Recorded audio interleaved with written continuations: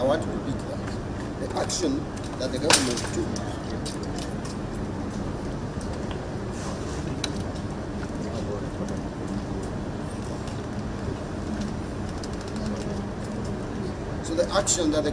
took is actually in sync and in compliance with the principles of respect of the rule of law. Questions have been raised regarding valuation, timing, and the strategic significance of the asset. These are live issues before the High Court and will be resolved through the constitutional process underway.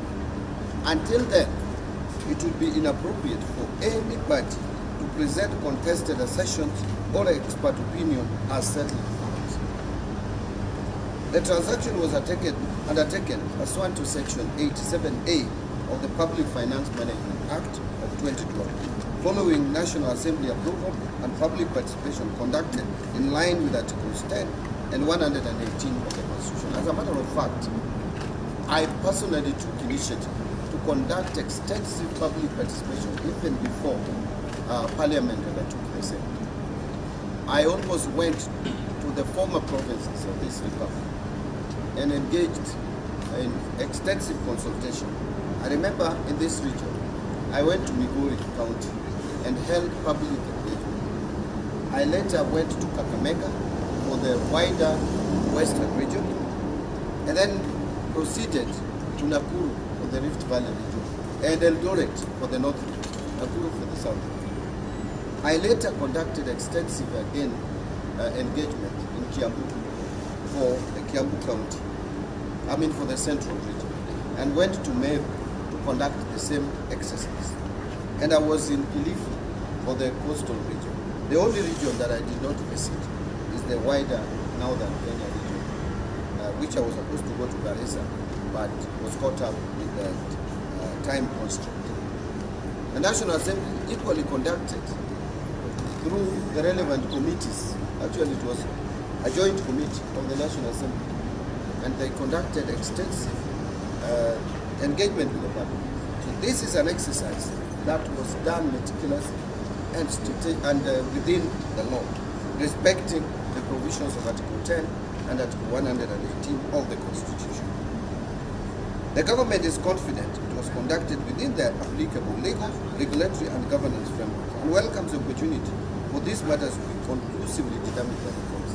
The question I want to ask Kalonzo, JB Mutu, and the rest who are contesting this divestiture, where have you conducted public participation? I did on behalf of the government. You sit in your houses, converse maybe with your children, and you come out and say this is not good for Kenyans. I think as you call for governance in the government, we must also call for proper governance and good governance among the opposition.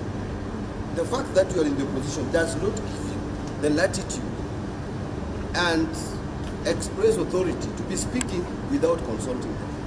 I have not seen any public engagement anywhere conducted by Kalonzo Musyoka and the rest to determine whether Kenyans would want divestiture of shares in Safaricom to put into a national infrastructure fund to be able to do our public infrastructure projects. They just make conclusions on their own and decide that that is what Kenyans want. I think that is responsible. So constitutional litigation and economic governance are not mutually exclusive. Courts have consistently held that but encompassing fiscal stability, prudent management of public resources, investor confidence, and the government's constitutional duty to safeguard the country's economic welfare. The government's conduct throughout has been guided by these obligations, alongside full respect for constitutional oversight and judicial review. Kenya's standing as a credible investment decision rests on decades of institutional strength, legal predictability, and democratic accountability. Recent transactions involving Kenyan assets reflect continued confidence in the country's economic fundamentals, regulatory architecture, and capital markets. Robust public debate on matters of national importance is welcome and necessary, but it should reinforce, not to undermine confidence in the institutions that are underpinning Kenya's economic and constitutional order. The government reaffirms its commitment to transparency, accountability, and the rule of law. The constitutional petition before the High Court remains live, and the government has participated fully in these proceedings while respecting judicial independence. At the same time, it remains committed to prudent management of public resources, macroeconomic stability, and policies that advance Kenya's long-term economic interests. Before I conclude, I wanted just to make two comments. This matter is being politicized again by the opposition, as they attempted before Parliament passed the session of them. They attempted to politicize the divestiture in Safaricom and also the IPO of KPC with zero success. Now they have gone to court, which we welcome. Again, they are already seeing probably they are not succeeding in sabotaging and derailing the government's agenda in the courts. They are now coming out again to politicize this matter, even when they know very well that the matter is still live before the court. Yesterday, if you want to know that this matter is being politicized, you could see clearly the plaintiff, the person who has taken the matter in court, to court, that is Tony Gashoka, and using Kalonzo as his lawyer or advocate. He stated that they will go all the way to the Supreme Court. Now, you wonder, when someone is still transacting at High Court, why would he be the same one to say, I will go all the way to the Supreme Court? Yet the matter is still before and live before the High Court. And Kalonzo did not counter that. Until now, when JB Muturi repeated the same, is when he pretended by smiling and saying that we still have faith in the High Court. Why didn't he correct his client, the person he is representing in court, when he made such a wild statement? Finally, again, if you want to know that this matter is being politicized, we are currently just owning 35%. I mean, now it is 20% because we have already divested. But before this exercise, or before this transaction, we had 35%. But there was a time we had 100% ownership in Safaricom. Where did 65% go? President Moi divested a portion, a section, or part of the shares. President Kibaki also did the same, during which time Kalonzo was very much inside those two governments. Kalonzo Musyoka was a very strong member of government of President Moi. He was a senior minister. He was sitting in the cabinet when President Moi was divesting shares in Safaricom. He kept mum. He didn't speak. The same with Kibaki's time.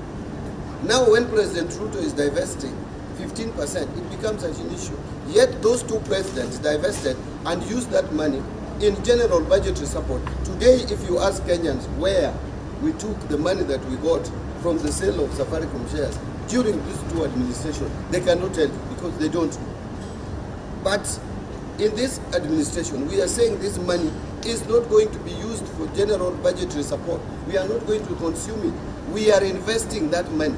We are converting it into another asset, a public asset. The money is going direct and actually has gone, because we have already received them. The money has gone direct into National Infrastructure Fund, which fund is going to be used for investment. Is going to be used to finance public infrastructure which are commercially viable, and Kenyans will be able to point out that the money went here and here. If it goes to the JKIA airport, we will be seeing the airport, we'll be seeing the terminals that have been developed. If it goes to expansion of Nairobi-Namanga road, the road leading to the border with Tanzania, we will see dual carriageway there, and we will see toll stations erected on those roads where the road users will be paying some little fees to be able to pay back to the National Infrastructure Fund. That is what Kenyans are being told is a wrong idea. That's a wrong investment. That's a wrong move. Yet when Kalonzo was sitting in the two cabinets that approved the divestiture of shares in Safaricom, and he was a leader in this country, even if he was not sitting in the cabinet, he was a leader. Why didn't he question the sales that time? Now he's questioning why, because it is Ruto who is there and he wants to be the president. You cannot be president of this country by distorting facts, misinforming people, and spreading propaganda, and just criticizing and questioning every issue that comes before the government, before the public. Finally, now you see, they tried to politicize finance bill of 2026. They tried to misinform people and distort facts. They failed. Now they are scavenging for something else. These are scavengers, political scavengers, very dangerous. Political scavengers looking for any opportunity to make government look bad. But Kenyans are now more intelligent and are telling them, please come with facts and come with alternatives. Thank you very much, unless you have further questions to ask.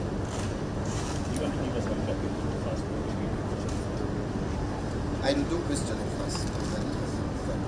Wazir, I have a question. Yes. I'm looking from KBC. And from where you stand as the Cabinet Secretary for Treasury, would you say that now that the matter is still pending the High Court, in terms of determining the constitutionality of the process of the investor, of the question of investor of Safaricom shares, would you say that the government was approached to the court by rushing, or rather rushing in the terms, if I call it court, according to what Kalonzo said, by rushing to partially divest that part? Would you say the government was in contact? There is no process that we rushed at the first day. I told you we did extensive public participation, and we were about to conclude this transaction until the High Court gave us an order not to proceed, and we obeyed the orders of the High Court. So there is no contact. We obeyed the orders of the High Court, and we went to the Court of Appeal because we felt that we needed more justice. And the Court of Appeal agreed with us and told us we can proceed with the process. So we have proceeded with the process within the confines of the law. That does not take away the matter that is still before the High Court. The matter that is before the High Court is substantive matter. It is not an order. The order we dealt with at the Court of Appeal, and we succeeded in getting the order lifted, and that is why we proceeded with the process of divestiture. Now, when the High Court makes a determination, then we will respond according to the decision of the High Court as a government. It's a responsible government. There's no way I can be controlled. I will always, and the rest of the government will always obey and respect the court. But Kalonzo coming to say that we rush, what did we rush? If he had substantive issues, he would have settled that with the Court of Appeal. Yes. Okay. As the CS in charge of finance, how do you feel when the government is only a minority shareholder in a critical national asset is Safaricom? Then secondly, is it really accurate to say that the process is being politicized? When all along, the entire process from the public's participation evidence that we just talked about were all political processes? Maybe you didn't understand what I meant by politicized. Maybe I should call it negative energy. Politicize, yes, we are in politics, so every aspect must be discussed politically. But what I meant by politicized means playing politics with an economic model. This is an economic model. This is a transaction. This is an investment. You don't play politics with it. You put substantive matters. And by the way, matters of valuation, matters of share pricing, these matters that we have professionals in this country to deal with. I don't think we must respect the boundaries. I cannot claim to go to court and start arguing a case because I have no capacity. The same way, I don't expect Kalonzo to start valuing the shares of Safaricom. He should leave that too, because I'm more competent in that space. That's how what life is. You choose a direction, a professional direction. There are doctors. I cannot claim to be treating anyone. Hata sahi nikikupata meno inakuuma, I have my degree, but I can't help you because I have no knowledge of how to treat your men. Again, I cannot represent you in court. I have no capacity. But I have capacity in valuing share. I have capacity in financial matters, in knowing how economy can be run, how to invest your assets. That is my profit. So I don't expect Kalonzo, JB, Muturi, and the rest to have a lot of knowledge. They can have some knowledge, but not a lot of knowledge to the extent now they want to contradict what I have done. I think that would be unfair to my profession. But your question of, we have been minority shareholders in Safaricom even before this divestment. So what is the difference? Minorities having less than 50%. And we have been having only 35. Now we are having 20. What's the difference?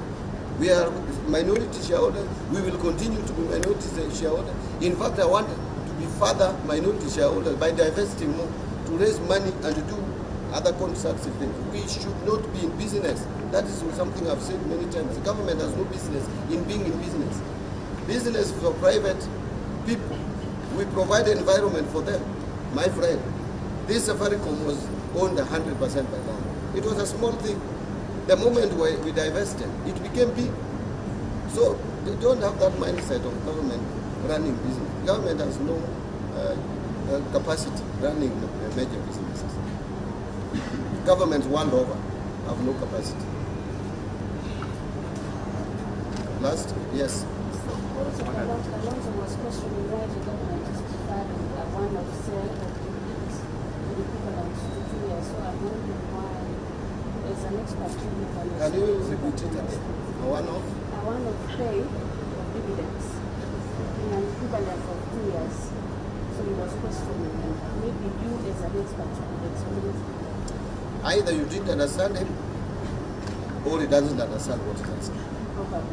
Probably he doesn't.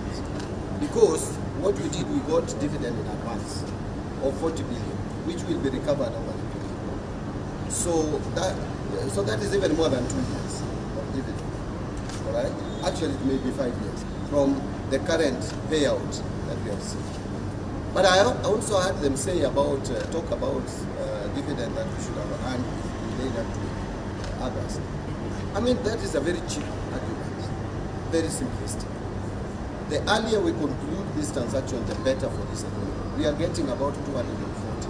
You cannot wait for 7 billion to be paid next year. You delay then another year, you will say, no, let us again wait for 7 years. How many years will it take us to get 240 billion if we were to get it at the rate of 7 billion, amount that you. So, and dividend payment is guided by law and principles.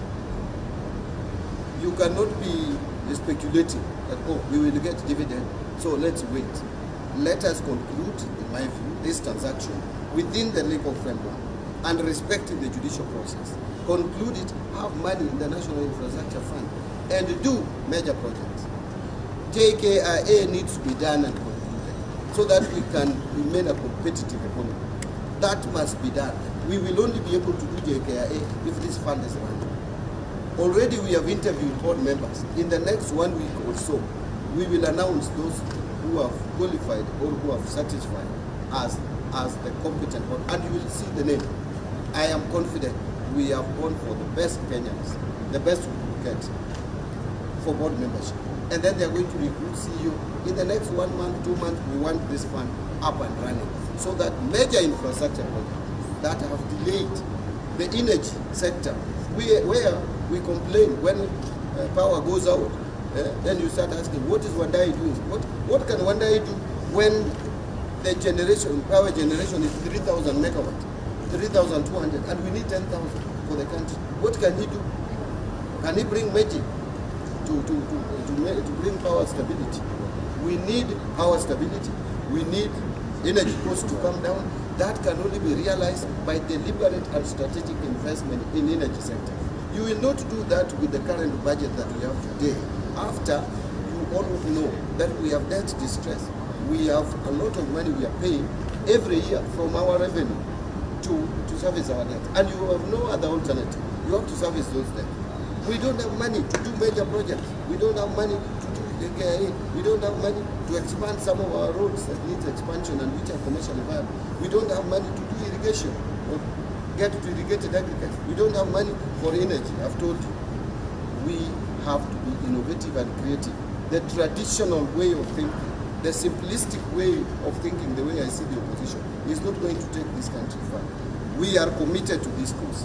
This National Infrastructure Fund, this government has committed itself that it is a solution to our advancement towards the first one. And it will happen. The journey has just begun. And we are not going to be derailed. We are going to soldier on because we know that this is what is good for Kenyans. We have even engaged Kenya. They were not questioning about the sale, by the way, of this. What they were questioning is how this money is going to be managed, accountability. And they told us, please put the right people to manage this fund. If you want to know that we listened, look at the people who the president appointed to the council. Apart from those who are spelled out in law, including myself as the cabinet secretary, who is the chairman of the governing council. There is Kamau Kuge, who is the governor central bank, by law. Attorney General, Dorcas Uglo, by law.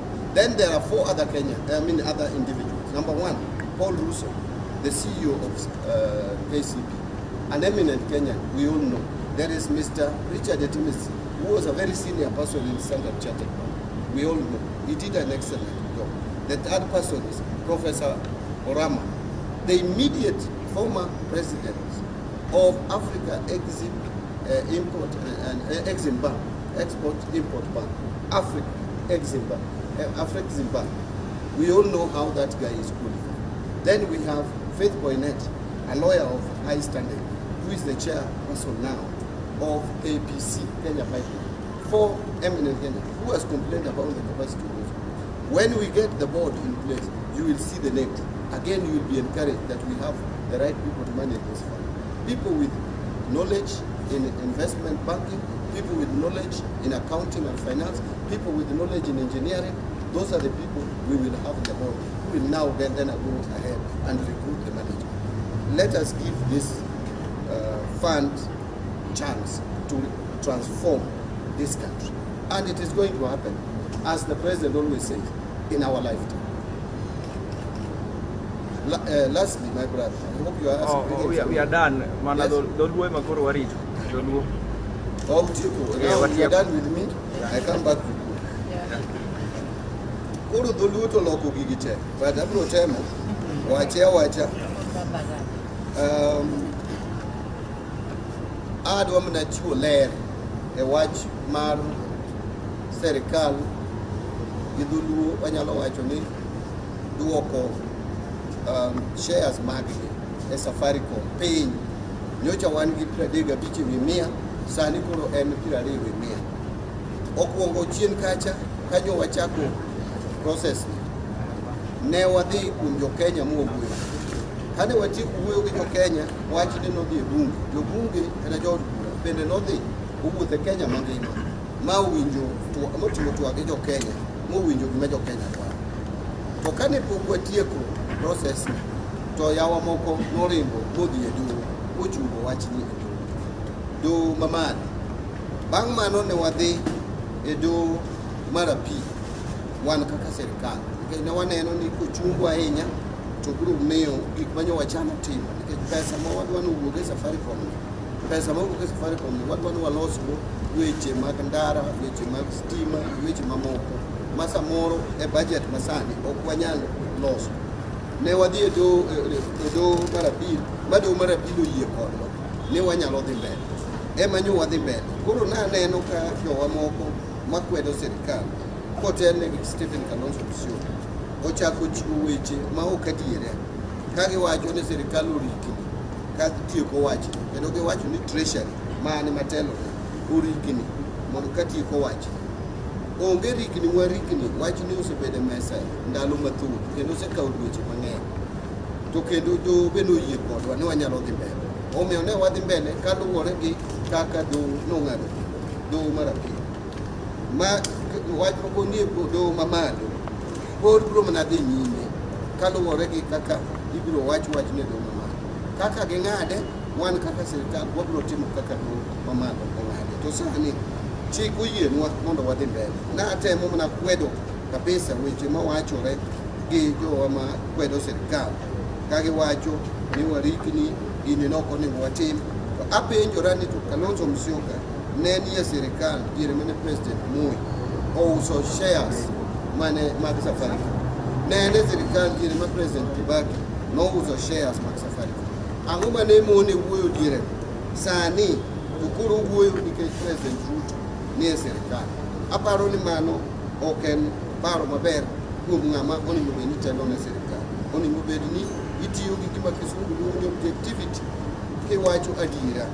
Adiera makende en ni Kenya ka wan gi gik mang'eny monego watim, wan gi yore mang'eny monego walos, wan gi airport monego walos obed maber, stima ma wan gi Kenya ka ok oromo jo Kenya tiyogo, e weche gi mag industries kata weche mag emomine ka stima lal seche te nikech megawatt ma wan go tin to dwaro wani malo wadwaro megawatt ni 1000 to wan mana 3000 gi wiye mondo wayud pesa mwatim go irrigation ma jo Kenya yud chiemo moromo ma ok gi rito koth ni mamiyo gi chiemo nyaka wamany pesa mwatimo go magi to ok wanyalo golo ushuru kuom jo Kenya to kendo bende ok wanyalo golo gowi loseo sani chuno ni nyaka wamany yore mamoko. Achiel kuom yore en duoko chien shares ma sirikal nigo e kembe mang'eny ma sirikal nie shares. Tij sirikal ok en goyo ohala.